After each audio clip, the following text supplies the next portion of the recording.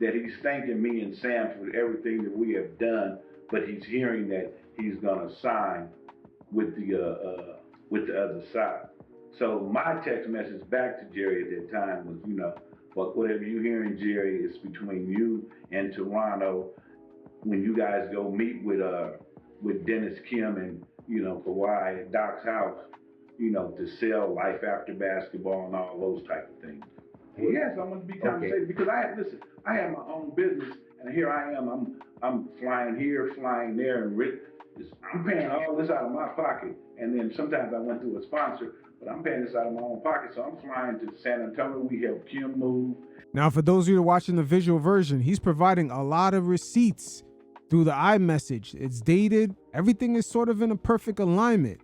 You got the family photos showing that there was a connection for years through multiple family members. You got flight bookings, the voicemails, the text messages. I'm not going to lie, I was kind of shocked when I seen everything sort of added up, even though the NBA media all across the board have painted Johnny Wilkes as uncredible. And it's just other different things like that. So, yes, I want to be compensated. So, okay, he's the best player in the world. Had you informed Jerry West that you wanted to be compensated? Yes, West knew I wanted to be compensated. And how was West going to compensate? It was through 501. No, but how much did you ask for? Let me ask that. $2.5 million. And that was cheap for Kawhi Leonard. I should have asked for $10 million. Now, as we continue through this segment, we're going to learn that behind the scenes, someone informed Johnny Wilkes of how he came up with that $10 million number just right now. It looks like it is an industry standard for some of these guys to get kind of brokered to entering into some of these franchises. We are in the informational age and the era of receipts. So us fans for the first time are getting a lot of details and just seeing some of the inner nuances that makes this whole NBA machine go. So fuck the 5-year, $200 million contract. There's also tens of millions of dollars being exchanged off that contract. And that was cheap for Kawhi Leonard. I should have asked for $10 million. It was also permitted a $100 million deal that this was for the Kawhi Leonard production. Now, the Kawhi Leonard production would have consisted of entertainment and different type of things. Now, you have to realize, remember that first fight between Deontay Wilder and the Big Gypsy at the Staples Center? See, Tyson Fury? Yeah, Fury, that's him.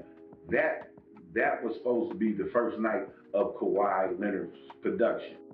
This right here is very interesting because come to find out, Steve Ballmer initially was supposed to invest $100 million into Kawhi Leonard production. That was revealed in the court findings as Jerry West admitted that a marketing campaign was supposed to be set up under that production company with a $100 million investment. There's many ways these teams could skin a cat. That aspiration deal was just one of many. And he was going to be introduced to Los Angeles, and they were going to have some of the Clippers there, but it never took place because Dennis never let Al go in and speak to Mr. Ballmer. And it was so much that Dennis did that, and he just kind of messed me up with some people in my life. And that's why I'm sitting and telling the story. I want to tell the truth. Absolutely. I want to tell the real story. I don't want all that, he telling people that, I went behind his back. How I go behind your back? We're going to sit here and we're going to look at all these text messages that me and you were going back and forth. And you tell me how I went behind your back, Uncle Dennis. So not only did you have the relationship with Uncle Dennis, you had the relationship with Kawhi's mom, Kim. Yeah. And I'm thinking about friends. We were friends. And now I'm thinking about it. One night, her and Niecy, which is Dennis' twin, they called me on the telephone. Who is Niecy? Dennis' twin. Okay. So they called me on the telephone, and they tell me, your boy thinks you running everything.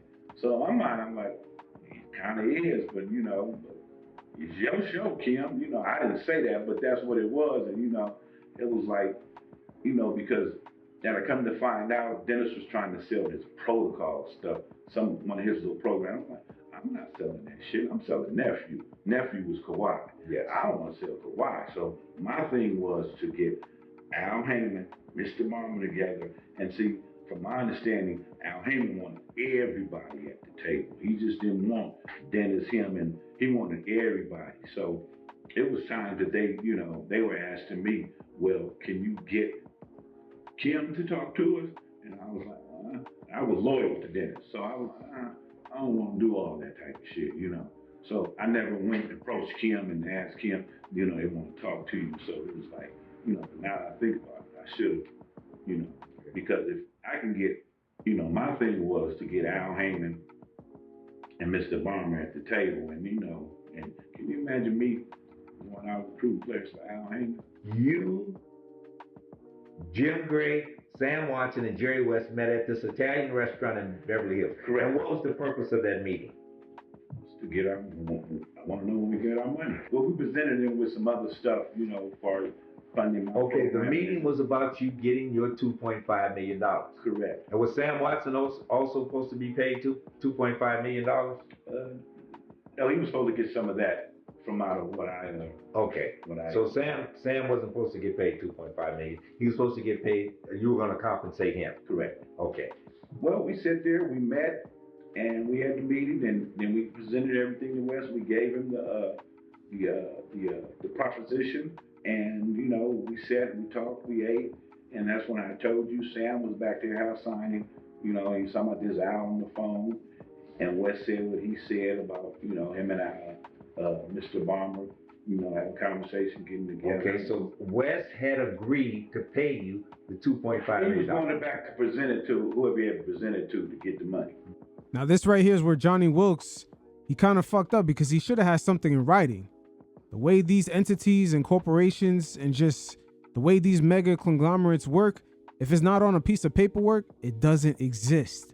You said Jerry West told Jim Gray to get all your information?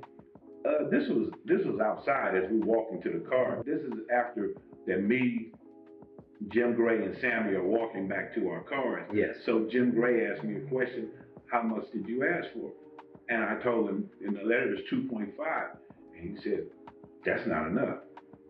He said, you should ask for more. And then I was like, okay. And then that's when Jim Gray, he gave me his telephone number and email.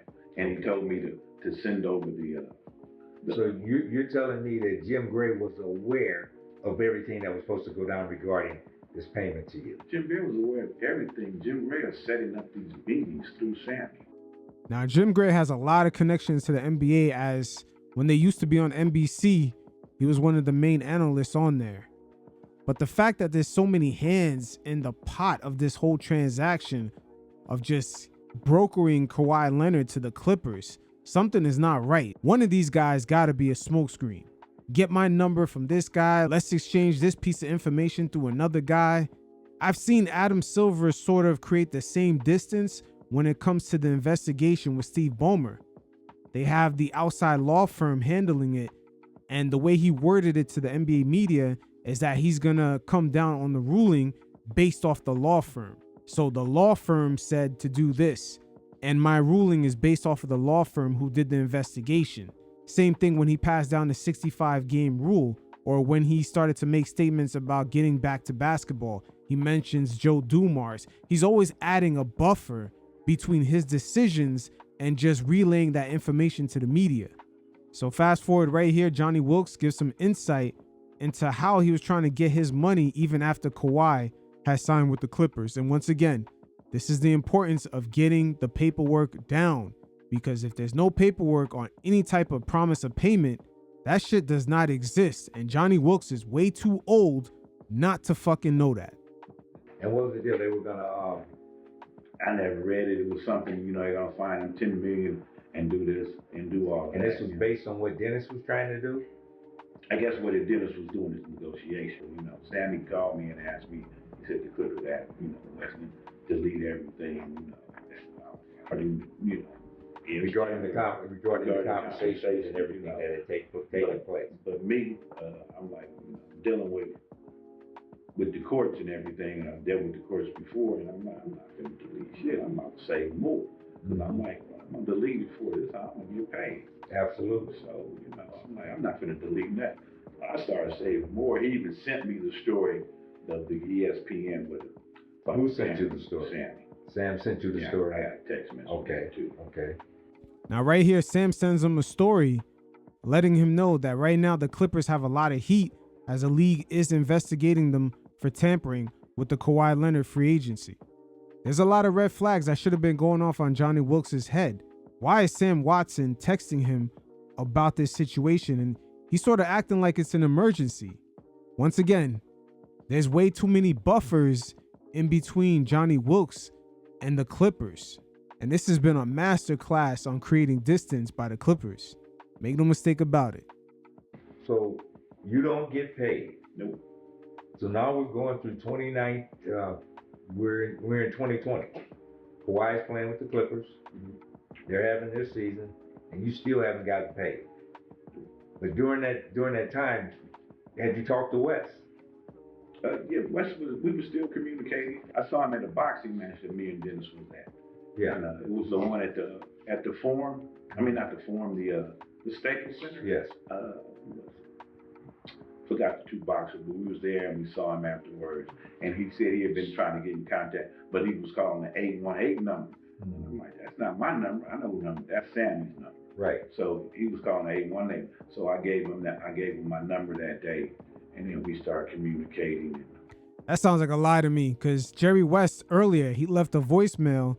He let it be known who it was, and he exactly knew who he was talking to. So how the hell, all of a sudden, when it comes to knowing that he owes a payment, all of a sudden he's dialing the wrong number? Get the fuck out of here. This is a beautiful thing when you get older. Like when you get up to your 80s and 90s like Jerry West was, you get to use that excuse of just, I didn't know what the fuck I was doing. Old age. Not my number. I know who number. That's Sammy's number. Right. So he was calling 818. So I gave him my number that day, and then we started communicating. Okay, and what is Wes saying at that time about you getting paid? He said that, he kind of told me the best way that I would get paid to present a proposal and do it all over. So I presented a proposal because my friend, her boss, and they had a facility out in San Pedro. So we was gonna put the dome up there. It's like they had the tent, the tent. So we was gonna put that up, run our programs through there, and try to get paid like. Now that right there is one of the ways that some of these teams could end up paying a third party. They're acting like they're making a donation or just a payment to a athletic program. Uncle Dennis does have a similar play that he has out in New Jersey. These guys are definitely hustlers. They know that they're dealing with billionaires who they themselves funnel money in order to get certain political favors or just business favors for things to go their way. The Steve Ballmer aspiration situation is only one layer. As someone who worked within that entity, also was involved with Steve Ballmer throughout the years and multiple nonprofits. Matter of fact, Steve Ballmer was still quote unquote donating to that one guy's other foundations even after aspiration had basically folded.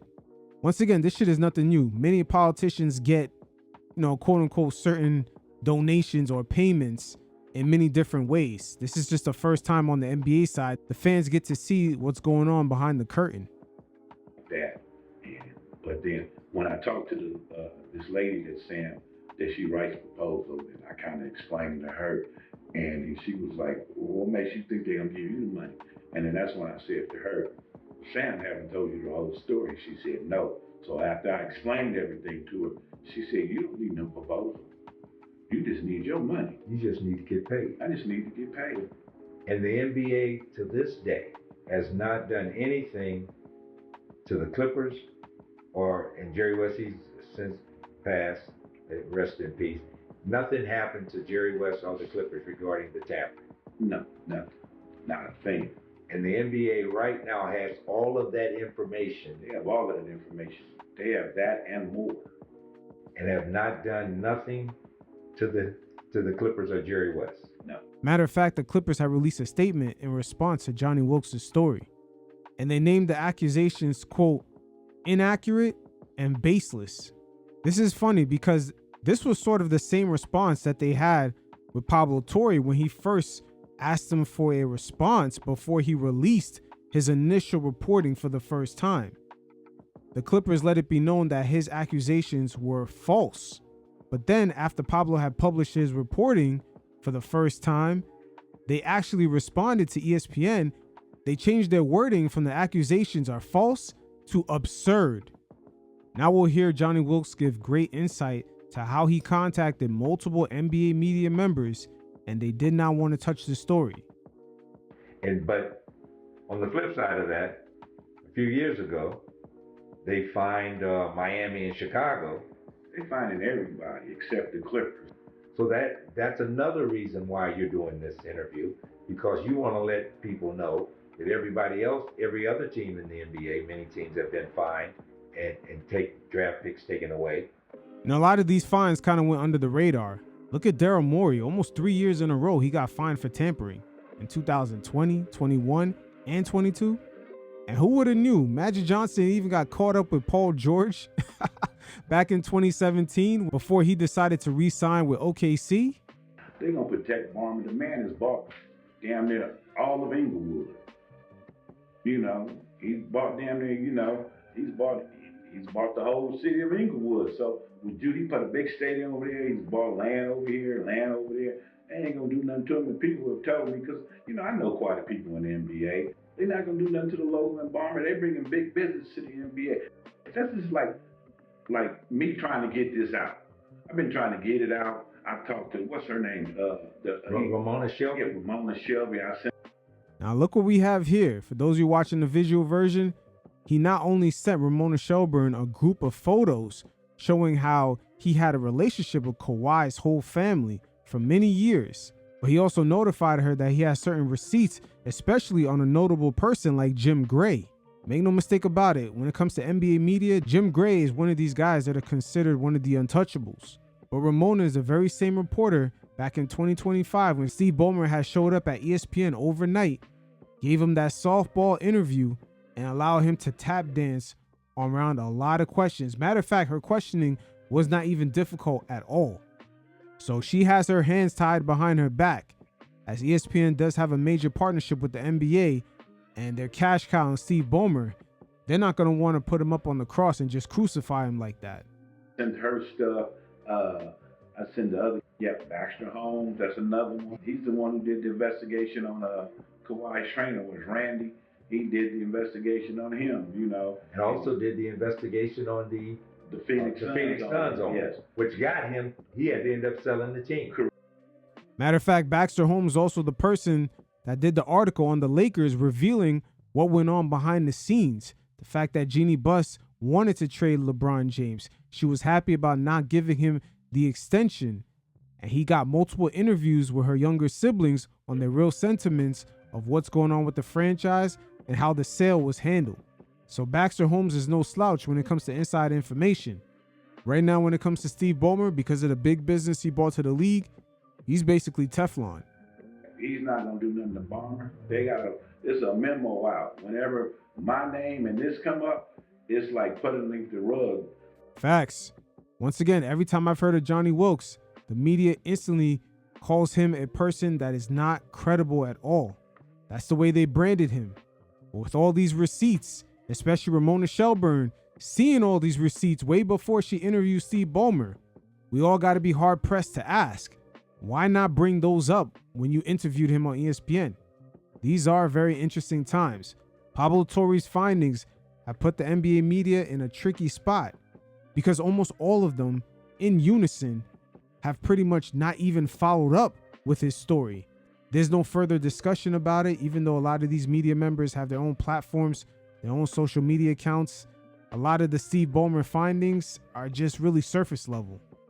Matter of fact, we're going to listen one more time as Stephen A. Smith uses Johnny Wilkes' name as a reference, even though the media now has branded him as someone that is uncredible with all the information that's coming down that could eventually hurt their cash cow and Steve Ballmer.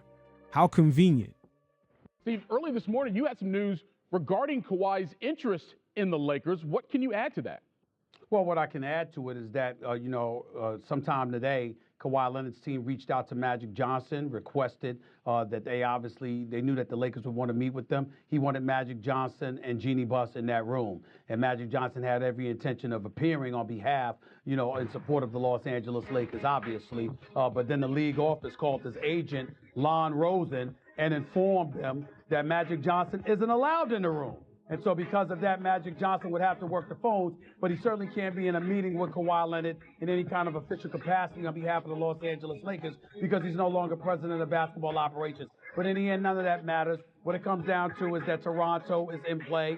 The Clippers are in play. And when it comes to Magic Johnson, Jeannie Buss, and the Los Angeles Lakers, you have a Magic Johnson that has known Dennis Robinson, Kawhi Leonard's uncle, for quite some time, known Wilkes, one of Kawhi Leonard's close confidants who's out of UCLA. So now we're going to hear from Johnny Wilkes give some insight towards what happened with his case. That was basically him versus the Los Angeles Clippers and Jerry West. Okay, let's talk about the court case. Mm-hmm. You were deposed. Correct. I did a deposition in my attorney's office. Yes. Jerry West was deposed. Jerry West was deposed. Jerry West sat in on my deposition and tried to stare me in the camera, and I stared right back at him. And Jerry West, knowing that you had helped him sign Kawhi, turned against you. That is amazing. Jerry West knows that he left all those voicemails, all that evidence, and everyone, including the league, has this information. Once again, Johnny Wilkes had texted Ramona Shelburne back in February 2024 that he had all these receipts. Matter of fact, let's listen to Jerry West and the voicemail he left for Johnny Wilkes.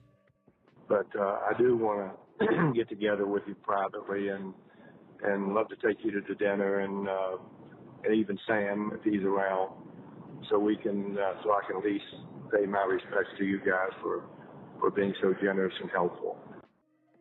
You see how vague that voicemail was? These guys are really good. They covered all their tracks. Once again, with Johnny Wilkes, he should have had something in writing, because if it's not in writing, it does not exist. Even though he has no evidence and it's unfortunate, there's still something that smells fishy right here.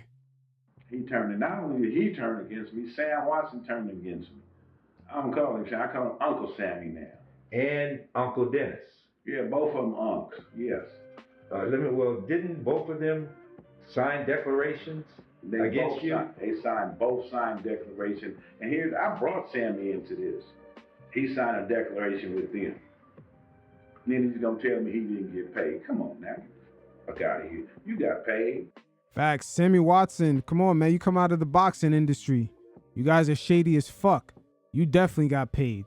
You made sure that you were not even going to participate in any of this. Go to any of those fucking dinners. You could buy your own dinner. You were not showing up unless you got paid. Matter of fact, it wouldn't shock me if Johnny Wilkes was the dumb money at the table. He was the one getting finessed the whole time. Yes. You got paid through Jim Bray and, Jerry West. Jerry West got paid handsomely. Yeah, absolutely.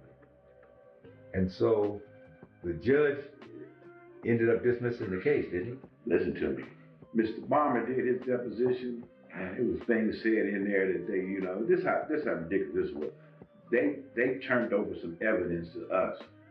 The same thing I told Jerry West, he told Mr. Ballmer. And you have a text message of Jerry West texting you, and because now he thinks the deal is not going to happen, right? Mm-hmm. Now I gotta admit right here, for those of you watching the visual version, the text messages are coming from a phone where the number isn't necessarily saved. So we don't really know who exactly is it coming from. They could say it's Jerry West. It could be Jerry West. But these guys being businessmen, they have many different phones and phone numbers for different reasons. So there's a lot of buffer that they put between themselves and Johnny Wilkes. At some point, it's got to click in their head that Steve Ballmer or just anyone doing business on a multi-million-dollar level, a lot of the information, just the way things are exchanged, it has to be more direct. There's just way too many middlemen, especially coming out of the boxing world. That shit is already suspicious off a rip. And he's texting you, asking you what's going on. Mm-hmm. And then you tell him what's going on. You have the text message, and then Jerry West texts Ballmer. Yes. And that was in the discovery. Correct. So Ballmer knew Jerry West was negotiating. Yeah, I think they did. I didn't sit in Mr. Ballmer's deposition because I had something to do. But yeah, he knew, because from my understanding, when my attorney told me that he admitted that, West did some things wrong. He admitted that, but it's the funny thing. Only deposition you can read now is mine. Everybody else is sealed. you know. And I didn't understand why my attorney didn't do Dennis and Sammy. I really didn't understand it. I still don't understand it to this day. Now talk to me about the appeals hearing. What took place at the appeals hearing? Well, the appeals hearing, just the Wayne was Lyons or their attorney, you know, he got up and he talked about he could have got all this information out of the back of the newspaper. He called me a hanger on. What did he say, hanger on? Like I was a groupie or something. With Dennis. You were hanging around like with I'm a Dennis. groupie with Dennis. Man, get out of here. And you had been knowing Dennis for over 40 years. The groupie with Dennis, come on now. And then he said that the fact that the information that you gave Jerry West, you could have got off the back of a newspaper? He told me I could have got off the back of a newspaper. So what you shared with Jerry West? What I shared with Jerry West. So it was like, man, get out of here. So I kind of, you know, figured that, you know, shit, my feeling is that, you know, Ballmer's money went a long way. You know, he might, you know, reach out and touch them. I kind of feel like afterwards, you know, because after he did his deposition, you know, the next day my attorney come in, the case is dismissed. I'm like, what? How is this? He should have did this. The judge should have did that from Jump Street. You know. What they dismissed the case on. Yeah. So. Yeah, what they dismissed the case on, you know. I'm like, come on now. Yeah, Ballmer money does go a long way because at the end of the day, that aspiration deal with how much money he had to put in just to get Kawhi paid the like $150 million, you're looking at over $400 million, almost $500 million just to pay Kawhi $150. That includes the multiple investments made into aspiration, even after they were going through financial issues, and just making sure that Kawhi got paid on time. But yeah, Steve Ballmer's money definitely goes a long way because he does have the equity to buy almost half the NBA, if not the whole thing. So in closing, what would you want? What in closing, tell me what you really feel. I want to be compensated for what I did. You know, listen to me. Dennis, he didn't have to worry about LA. I had the Lakers locked up, the Clippers locked up, and it was just a matter of which one he was going to go to. But after Irv quit, we already knew where he was definitely going to go. You know, either they didn't make the trade for Paul George, he's going back to Toronto. If they make the trade, he's a Clipper. The Lakers, after Irv quit, they were done. You hear that, Laker fans? Magic Johnson was your last line into getting Kawhi that summer. In the eyes of Kawhi's camp, there was no one really trustworthy of him even being there. As Johnny Wilkes has stated earlier, the feelings on Rob Pelinka is, I'm not sure about him. Now, what are your thoughts about Jerry West? I respect Mr. West. Mr. West, I don't know if it came down to what Dennis, you know, because when Sam gave me the conversation, when he called me and had the conversation, that Dennis told them to not pay. Who is them? The Clipper organization, Lawrence Frank? He was part of the meeting. I'm sure he was part of the meeting, all of it. You know, because here's another thing. After that little episode at the Ritz-Carlton, when Kawhi asked me what happened to meeting with Al Heyman, we had went over to the Clippers facility. And when we got to the Clippers facility, Kawhi was sitting in the back. And this is exact words he said to Dennis. I'm going to fire your ass just so I got fired the rest of them motherfuckers. So Dennis say, you can't fire me. I got you the best deal with the Clippers. And I look at Dennis like, well, you left $100 million on the table. You didn't even let Al Heyman go in and talk for the million. And for Kawhi to be asking me at the hotel, what happened with this meeting with Al Heyman, and I look at you, and then you go to my Fed case. That says a lot right there. So your thoughts on Jerry West? What are your thoughts on Jerry West? Mr. West, you know, he the things he said about Jeannie Buss, I didn't like, but everything else, he was trying to sell me everything positive on Kawhi, and he was all aboard, you know, until Dennis said, don't pay me, and then the whole thing kind of changed up, and I had to go through, you know, filing a lawsuit and doing all of this.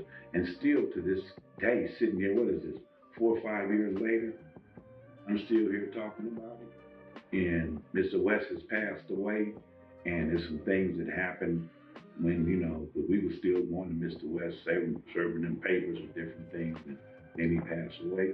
You know, I really don't have nothing bad to say about Jerry. I'm just like, you know, it's off because Dennis. But let's just be honest here. Jerry was not a man of his word. Let's be honest with you. That's correct. Yeah, That's Jerry correct. was not a man of his word. That's I wouldn't necessarily say that, even though, you know, of course we don't know him personally, but when it comes to business, if that shit is not on a piece of paper, there's no written agreement that you could present to a judge, that shit is not real. It doesn't exist. It's fairy tale. Fuck giving your word. Once you have a document, it's notarized, there's an agreement, that's evidence you could present to a judge. And in this case, it looks like Johnny Wilkes, he got finessed. They threw a bunch of smoke screens at him. Maybe Uncle Dennis is the one that intervened and made sure that he got paid, and Wilkes was asked out. It is what it is. correct. The deal was made with Jerry West. Correct. Yeah. And Jerry West should have paid you. Let's just be honest here. Jerry West should have paid, despite what the Clippers were talking about, because you weren't talking to Lawrence Frank when this deal was. I've never talked to. Only time I talked to Lawrence Frank, this is one time I talked to Lawrence Frank. So him and Dennis come out of the facility. So Dennis got some Clipper shirts in his hand, and you know, Dennis handed me the shirts and tell me this is thanks Clippers, thank you for getting me for signing for Some T-shirts. I still got them shirts. I want to burn them motherfuckers. I have no qualms with Steve Ballmer. And why is that? Mr. Ballmer paid Mr. West. And Mr. West, I'm sure he distributed his portion of money to Jim Gray and Sam Watson. And I was the low man on the podium, which I was really the man. And they never paid me because they thought I was just a nobody, that I wouldn't fight it, that I wouldn't, do anything. It's the night that I filed, I had so many phone calls. I had from my pastor at my church, Sam Watson, called me. Everybody was calling me, asking me to drop the lawsuit. It was my pastor even called me, talking about Sam wanted to talk to me. He got money. I don't want no money. I want the money that Mr. West owed me. I did this deal. Hey, it is what it is. It sounds like a whole story of fuckery. I'm not going to lie. But at the end of the day, there is a whole economy of these guys choosing what teams to go to. As I do believe the part with Jim Gray letting him know that he could have got way more money than the 2.5 he was asking for. And that's the beautiful thing about today's media landscape. Johnny Wilkes is able to get his side of the story out, even though throughout the mainstream part of the NBA media, they have labeled him and just branded him as an uncredible source, a guy that's a hang-around. But with all the evidence he has provided, he's known Kawhi's family for years, multiple family members, including his mother. So it is what it is. I'm sure more details will eventually come out on this whole Kawhi Leonard and how he got to LA. This shit is multi-layered, and it's revealing a lot of the inner nuances that are going on behind the curtain, behind the scenes of this whole machine we like to call NBA free agency.